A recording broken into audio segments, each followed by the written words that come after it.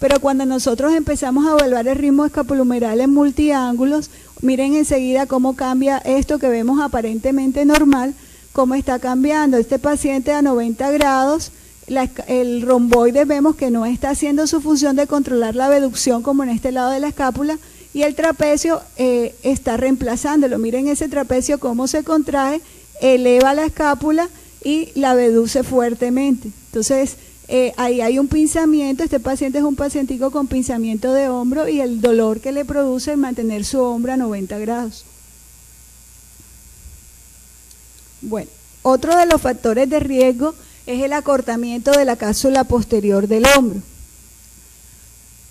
Cuando la escápula está acortada y se están realizando gestos deportivos por encima del nivel del hombro, acompañados de velocidad, acompañados de repetición, ¿qué puede pasar? La cabeza anterior del húmero se traslada hacia adelante y esto puede ser causa de luxación anterior del hombro. La cabeza humeral también se eleva, se sube, y al subirse va a impactar con la cavidad glenoidea, puede impactar también con la articulación, el espacio subacromiocoracoideo, y puede producir, entre las cosas que puede producir, entre todos los componentes articulares, los que más se destacan es la lesión del labrum, que hoy en día se le está dando mucha relevancia a este tipo de lesiones, que es los famosos rodetes glenoideos que conocemos, y las lesiones del manguito rotador. Por eso es muy importante no solo estirar la cápsula cuando está cortada, sino en este caso es prevenir la lesión haciendo estiramientos de la cápsula posterior del hombro en los programas de prevención, especialmente en deportes de miembro superior. También encontramos como factor de riesgo la disminución de la rotación interna y el aumento sin control de la rotación externa del hombro. Vemos aquí un desbalance muscular. Se ha notado o se ha estudiado que con los años de práctica de actividades de miembros superiores como el tenis, como el softball, como la natación, hay una predisposición a que la rotación interna sea más limitada que la rotación externa. Y esto hace que se pueda producir una técnica defectuosa durante el gesto deportivo. La cabeza humeral tiende a irse también hacia adelante con el acortamiento, y esto hace que pueda producirse o luxación anterior o lesiones de algún tipo.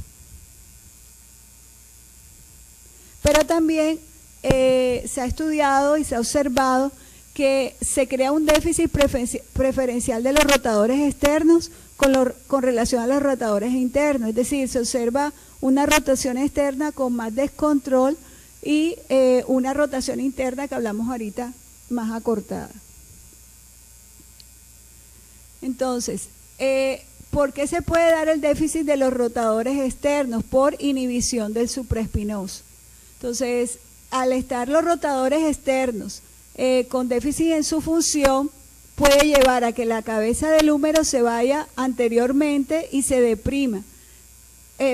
Cuando hay déficit de los rotadores externos no va a haber control de la traslación anterior y de la depresión de la cabeza humeral y de la coaptación. Entonces, ¿qué puede pasar? Que la cabeza humeral se va hacia arriba y causa pinzamiento del manguito rotador.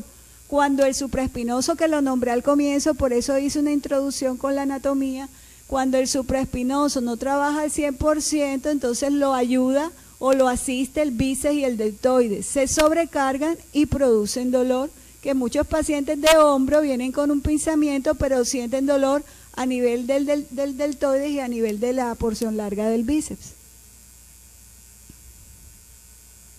Otro de los factores de riesgo que está muy asociado y en literatura se encuentra relacionado es la insuficiencia de la musculatura central del core, de la que ya he oído aquí. Entonces, ¿cuál es la función del core? La principal función es estabilizadora del raquis, pero también es absorbedora de energía del movimiento de las extremidades, y también es transmisora de energía hacia las extremidades. Si el core no está cumpliendo con su función, la musculatura absorbedora de impacto de la que hemos hablado no cumple su función, entonces ella intenta buscar dónde estabilizar el movimiento.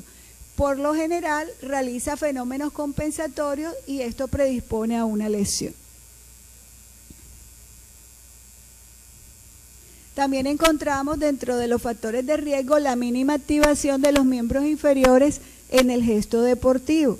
En literatura también encontramos que en deportes de miembros superiores hay una producción de fuerza que va a iniciar o es generada desde el suelo de los miembros inferiores, es transmitida por todo el cuerpo a través de los segmentos corporales y finaliza con la liberación de energía por el miembro superior. Por ejemplo, un beisbolista lanzador de pelota va a hacer toda la fuerza, la genera desde el miembro inferior y cuando tira la bola es cuando está eliminando esa energía.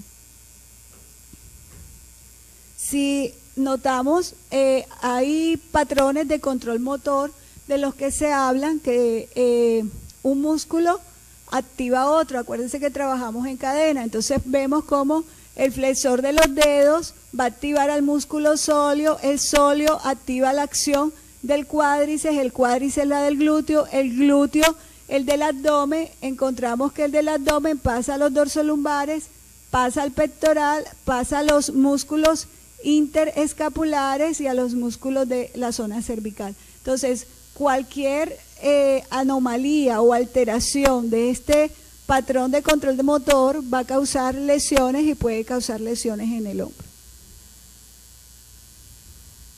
Entonces, la idea de aquí no vengo yo a hablar de cómo mejorar esos factores de riesgo, simplemente hablar de que hay unos factores de riesgo que hay que detectarlos y de que hay que prevenirlos, porque la idea de esta charla no es en la rehabilitación, sino en la prevención.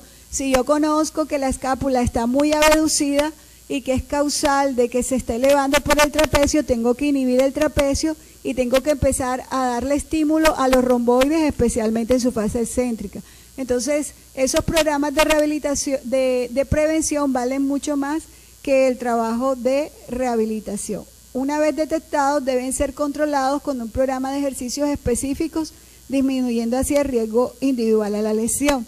Entonces esperamos o espero yo que les haya dejado una semillita en para iniciar programas de prevención de riesgo en el hombro para que la balanza cambie, y esto se puede dar con un buen conocimiento.